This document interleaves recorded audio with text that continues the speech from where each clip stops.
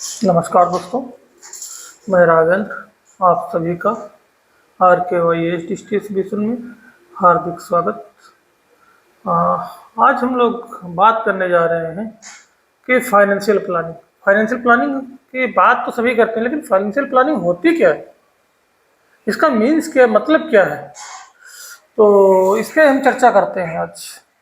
तो financial planning क्या है? फाइनेंशियल प्लानिंग का मतलब है कि आप अपने पैसों का सही से प्रबंधन करना और प्रबंधन कर सुव्यवस्थित तरीके से आपके जो टारगेट्स, आपके जो गोल्स हैं, वहाँ तक पहुँचाना।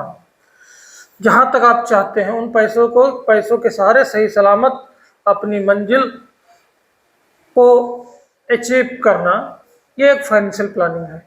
फाइनेंशियल प्लानिंग की ज़रूरत क्यों पड़ती है? फाइनेंशियल प्लानिंग का सबसे महत्वपूर्ण पॉइंट है अपना गोल अचीवमेंट करना। अपने लाइफ स्टाइल को, जैसा आप चल रहे हैं, उसको मेंटेन रखने के लिए आपको फाइनेंशियल प्लानिंग की ज़रूरत होती है। आपको टैक्स पर्पज से भी आपको फाइनेंशियल प्लानिंग की ज़रूरत होती है। आपको इन्फ्लेशन को बीट करना या इन्फ्लेशन से फाइट करना भी एक तरीके से फाइनेंशियल प्लानिंग ही है। मुख्य स्टेप्स क्या हैं कि जिससे हम फॉलो करें और उसके आगे हम बढ़े? तो सबसे पहले ज़रूरत होती है कि अपनी करंट की सिचुएशन को समझना कि फाइनेंशियल प्लानिंग के मुख्य स्टेप्स क्या हैं, क्या करना चाहिए कि फाइनेंशियल प्लानिंग हमारी सुचारू रूप से चले। तो सबसे पहला एक मुख्य कारण होता है कि जो हमारी अपनी करंट सिचुएशन है उसका आकलन करना चाहिए और उसी के अनुसार फ्यूचर्स के जो है प्लान, गोल सेट करना चाहिए और उसी के अनुसार जो है अपना बजट और अपनी सेविंग का भी एक करना चाहिए। और जो करंट की सिचुएशन है उसी को देखते हुए और फ्यूचर की रिक्वायर्ड को देखते हुए अपनी प्लानिंग्स को जो है रिव्यू भी करना चाहिए।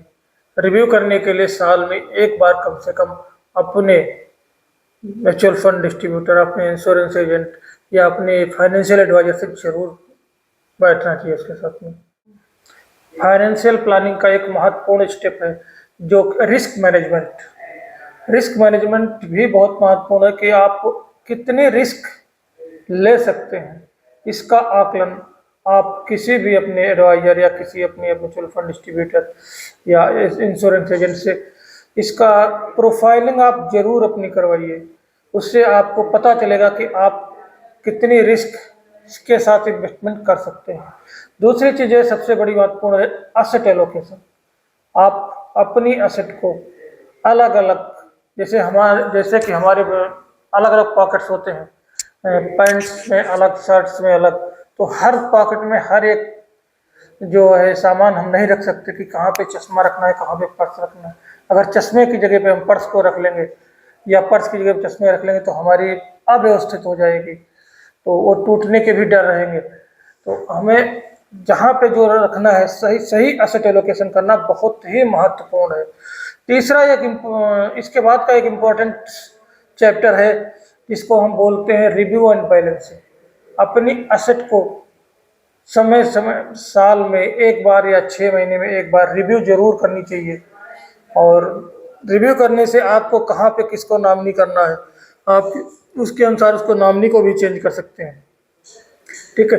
दूसरी चीज़ है कि आप अपनी किस एसेट में हमको पैसा घटाना है, किस एसेट में बढ़ाना है, ये भी आप एक निर्णय ले सकते हैं जो आपके फ्यूचर गोल्स के लिए बहुत ही निर्णायक और अच्छा कदम साबित होता है। तो अगर फाइनेंशियल प्लानिंग को सही तरीके से शुद्ध भाषा में बात करें तो होते अपने पैसे को सही सलामत सही तरीके से काम पे लगाने की कला को फाइनेंशियल प्लानिंग कहते हैं। कि आपको इस अच्छे तरीके से समझ में आया होगा और बाकी आप लोग कमेंट में जब आप बताएंगे तो और हम इससे अच्छी अगली वीडियो में जानकारी देने की कोशिश करेंगे। थैंक यू, धन्यवाद।